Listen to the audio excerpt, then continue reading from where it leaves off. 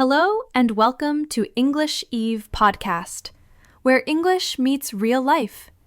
I'm Sophia, and today we're diving into something that matters: daily routines to improve English speaking skills. We all want to speak fluently, but many learners feel stuck even after years of study. Why is that? And more importantly, how can we change it in a way that fits real life?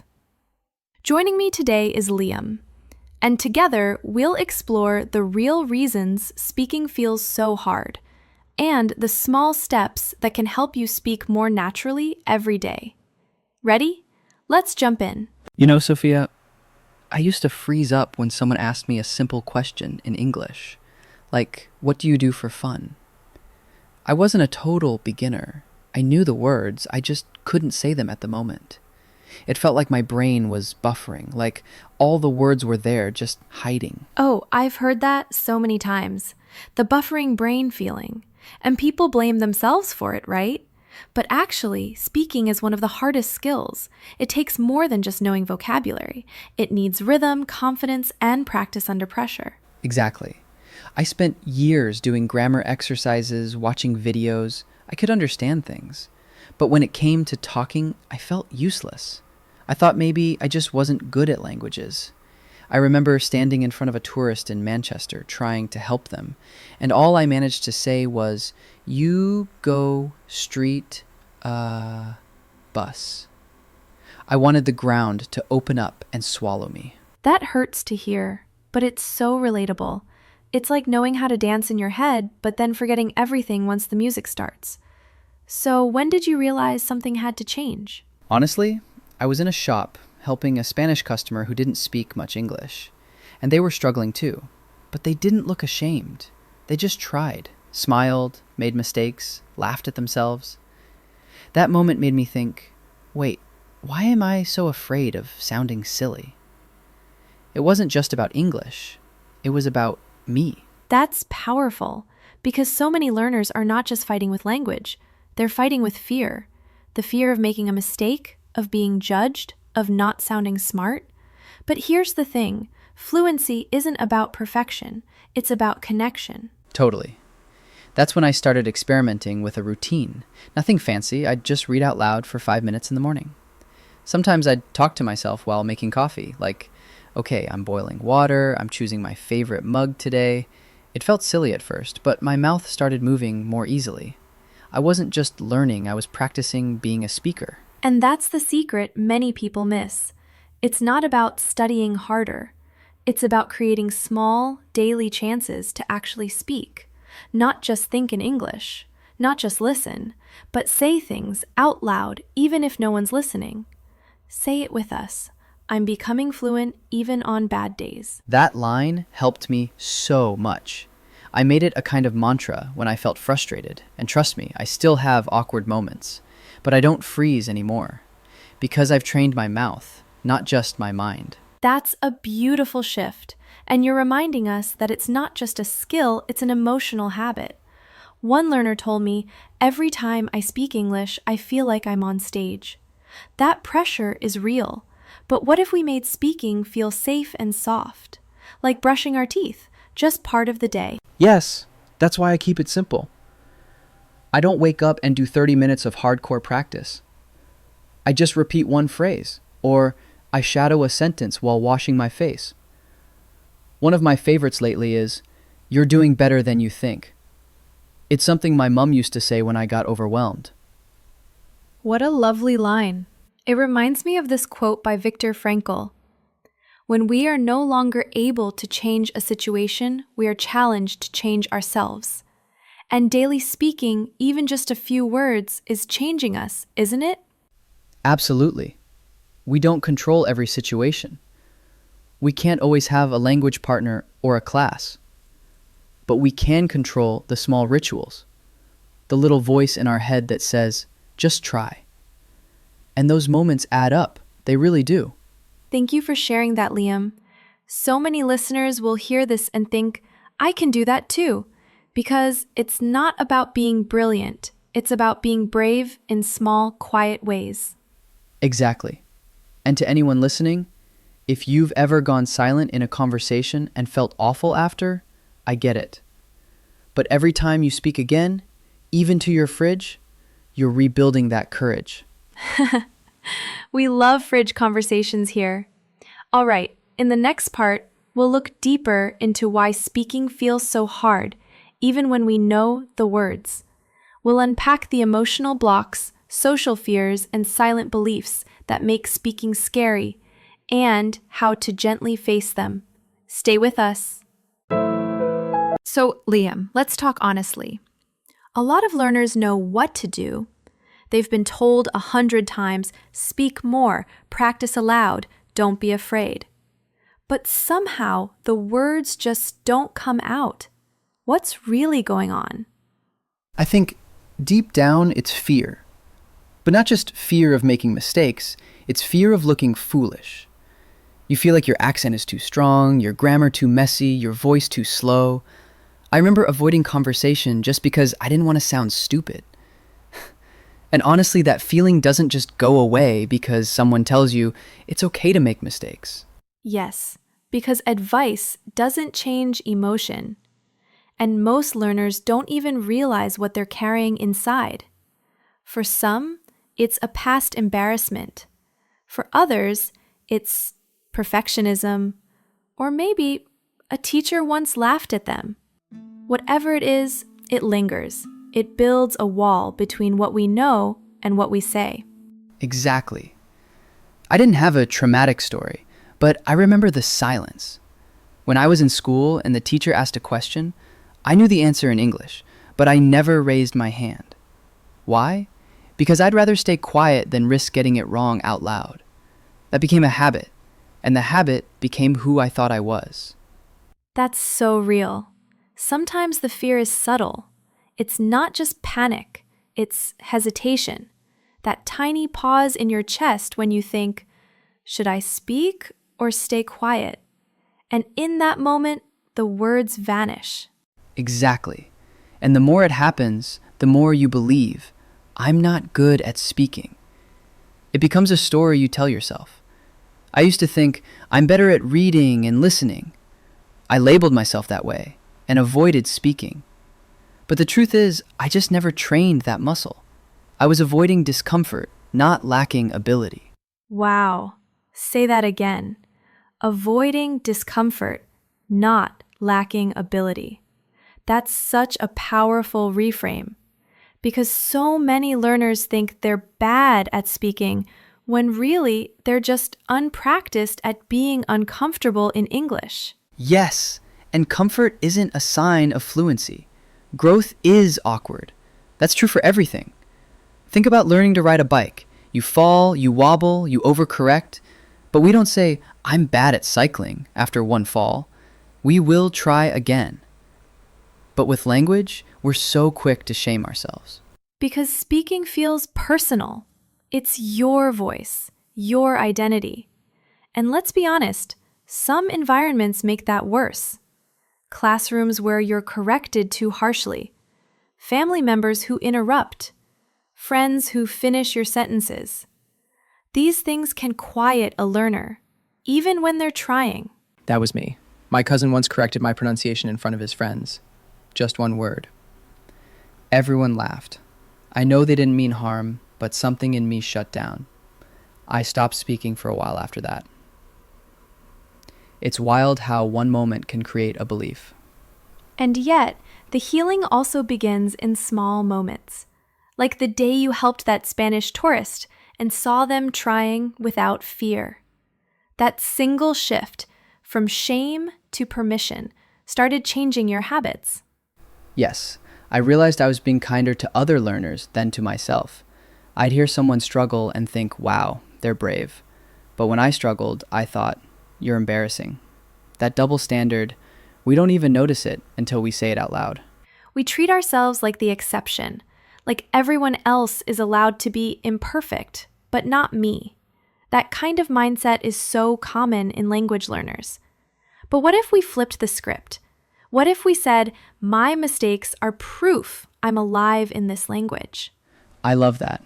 That's what I try to tell myself now. When I stutter or forget a word, I whisper, "You're not failing, you're showing up." It's a bit cheesy, but it works. Hey, we need a little cheese in life. And honestly, self-talk is part of the journey. Listeners, if your brain ever says, "Why are you so bad at this?" try replying, "I'm learning out loud." That's brave. Yes, I started doing that while walking to work. Even just a sentence or two in the morning, out loud, even quietly. It built mental muscle. And eventually, I stopped thinking about speaking and just spoke. So beautiful. Let's wrap this part with a quote I know you love from Maya Angelou. Do the best you can until you know better. Then when you know better, do better. That's what your journey shows us. Not perfection, just persistence. Thanks, Sophia.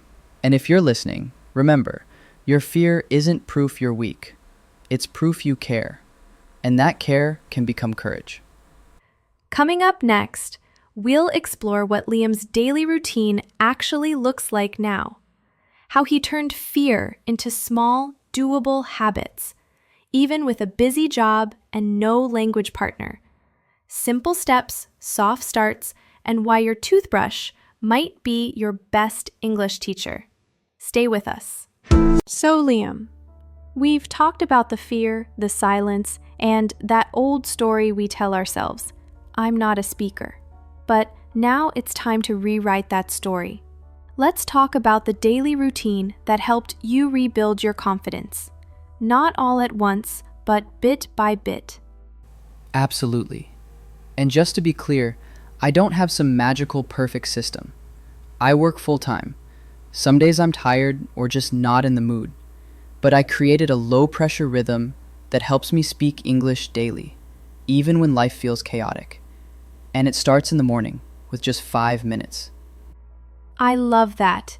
A lot of learners think they need an hour a day or a speaking partner to make progress. But you're saying start small, start alone, and start now. Exactly. Here's what I do most mornings. I get out of bed, make my tea, and while the kettle's boiling, I read one short paragraph aloud from something simple. A news article, a book, or even a cereal box. Then I pick one sentence and repeat it 3 to 4 times. Slowly, clearly, like I'm training my voice. Say it with us. I'm training my voice, not chasing perfection. Beautiful. And by keeping it light and playful, you stay consistent. Because the goal isn't to sound like a TED speaker. The goal is to speak with less fear. So, no fancy journals, no tracking apps. Nope. I've tried those, but they made me feel guilty when I missed a day. Now I keep it flexible. If I'm walking to work, I whisper a few sentences to myself. If I'm brushing my teeth, I describe what I'm doing.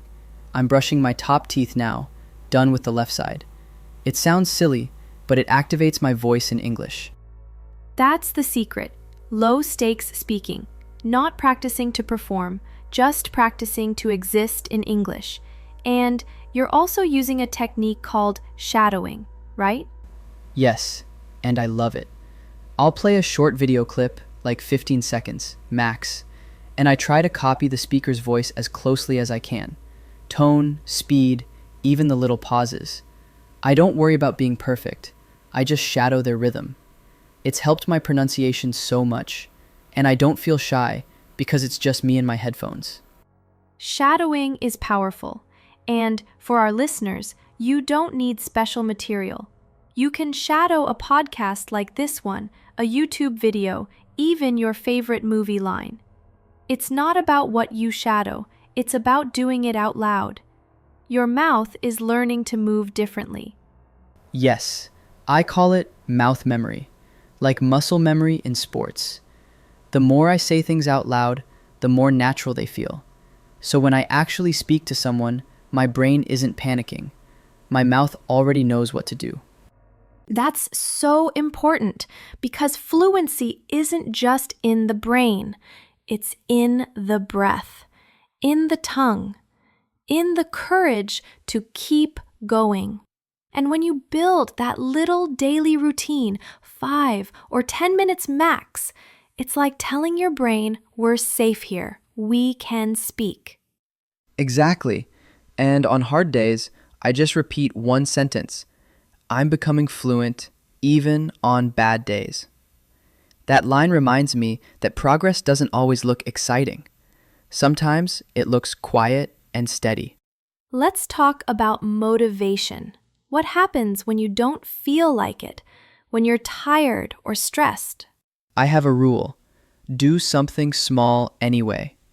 Maybe I just say 3 sentences while washing dishes, or I pick one phrase and repeat it slowly. It doesn't have to be perfect, just real. Because motivation fades, but a habit holds you when your energy is low. That's so true. And listeners, remember, your daily routine isn't about being a perfect English student. It's about being someone who shows up, even in sweatpants, even while yawning. Yes, I've shadowed English while holding a toothbrush, carrying groceries, or standing in the rain. It's not glamorous, but it's real life. And real life is where we want to speak English, right? Exactly. Let's recap your daily routine for our listeners, step by step, so they can try it tomorrow. No pressure, no guilt, just curiosity. Sure, here's my basic version. Morning paragraph. Read something short out loud, 5 minutes. Pick one sentence. Repeat it with focus, 3 to 4 times. Describe real actions, while brushing teeth, walking, etc. Shadow short clips. Copy tone and rhythm. Use a mantra. Say a kind phrase, like I'm becoming fluent. And the key is consistency, not intensity. 5 minutes a day is more powerful than 1 hour once a week. Why? Because speaking becomes normal, not special. And that's what fluency really is. Absolutely. And don't wait for the perfect time. There's no perfect time, there's this time. Just try a tiny routine and let it grow. I want to end with something beautiful you said earlier. You told me, speaking is how I remind myself that I belong in English. That touched me because many learners still feel like English is a guest house they're not allowed to enter. Yeah, but we all have a right to speak, even slowly, even imperfectly. And building a routine is like opening that door, little by little. So come in, make tea, speak badly, speak bravely. To everyone listening, your voice matters. You don't need to sound perfect. You just need to sound like you, and that begins with a small daily routine. Now, let's look at some vocabulary and idioms. 1. Freeze up. Become too nervous to act or speak. Example 1. I used to freeze up when someone asked me a simple question in English. Example 2. Some learners freeze up during job interviews, even if they know what to say. 2. Buffering brain. When your thoughts are delayed or stuck, like a slow computer. Example 1. It felt like my brain was buffering. The words were there, just hiding. Example 2. During exams, I get a buffering brain and forget everything I studied. 3. Shut down. To emotionally or mentally stop responding. Example 1. After they laughed at my pronunciation, I kind of shut down. Example 2. When I get too nervous, my brain shuts down and I go silent. 4. Build a wall. To create emotional distance or mental block. Example 1. Fear builds a wall between what we know and what we say. Example 2. Her past failures built a wall between her and the language. 5. Reframe. To change the way you think about something. Example 1. It's not that I'm bad at speaking. I needed to reframe my fear. Example 2. Can you reframe that mistake as a learning moment? 6. Muscle memory. The way your body remembers actions after repeating them. Example 1. My mouth started to develop muscle memory for English. Example 2. Shadowing helps create muscle memory for pronunciation. 7. Low stakes. Something without pressure or big consequences.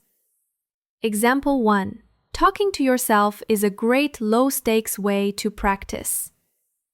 Example 2. Try speaking in low-stakes situations, like ordering food. 8. Shadow. Verb. To repeat what someone says, copying their tone and speed. Example 1. I like to shadow a short video clip and copy the speaker's rhythm. Example 2. Shadowing helped me feel more natural when speaking. 9. Real life. Normal, everyday situations. Example 1. I don't want to sound fluent only in class. I want to speak in real life.